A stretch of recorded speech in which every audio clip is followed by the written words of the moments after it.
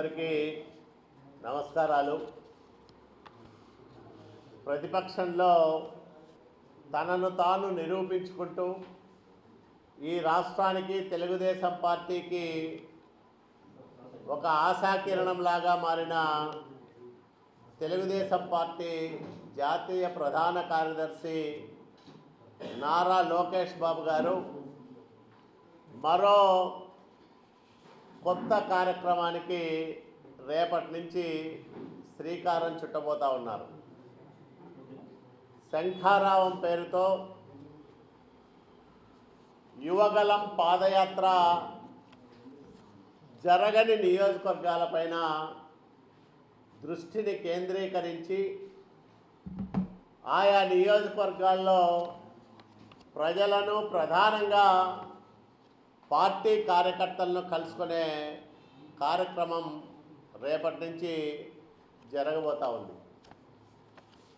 ఈ శంఖారావం ప్రతిరోజు 3 నియోజకవర్గాల్లో నిర్వహించుకుంటా ఉన్నాం.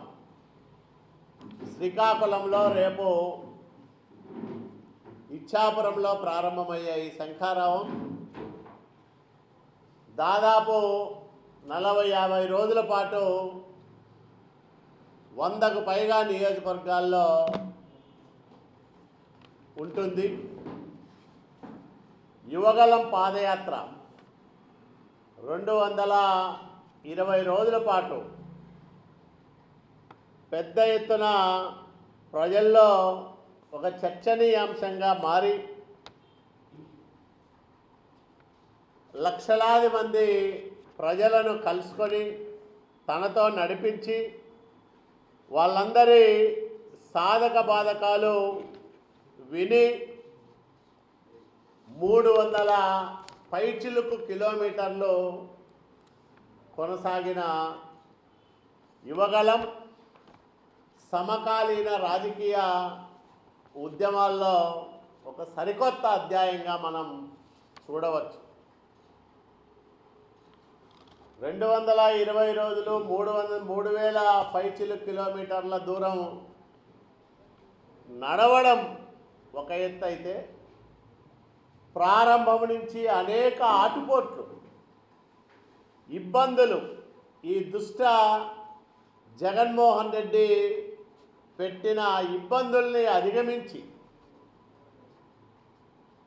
రాటుదేలిపోయినాడు నారా లోకేష్ బాబు గారు. మైకు బిక్కున్నారు, ప్రచార రథాలు సీజ్ చేశారు, చివరికి స్టూల్ ఎక్కి దండం పెట్టుకోవడానికి కూడా అవకాశం లేకుండా, స్టూల్ ఎక్కితే స్టూల్ కూడా లేకుండా అత్యంత అరాచక ప్రభుత్వం ఈ జగన్మోహన్ రెడ్డి ప్రభుత్వం. అయినా అదరకుండా బెదరకుండా ఎన్ని అడ్డంకులు సృష్టించినా వాటన్నిటినీ అధిగమించి 3000 కిలోమీటర్ల పైగా తన పాదయాత్రను కొనసాగించి దాన్ని ముగింపు చేశారు. అయితే పాదయాత్రలోనే శ్రీకాకుళం వరకు నడవాలనుకున్న చంద్రబాబు నాయుడు గారి అక్రమ అరెస్టు నేపథ్యంలో కొంతకాలం విరామం ప్రకటించి తర్వాత దాన్ని ముగించి మరో రూపంలో కార్యకర్తలను ప్రజలను కలుసుకోవాలని భావించి ఆ రెండో కార్యక్రమంగా ఈ శంఖారావాన్ని రేపటి నుంచి ప్రారంభం చేస్తూ ఉన్నారు నారా లోకేష్ బాబు గారు.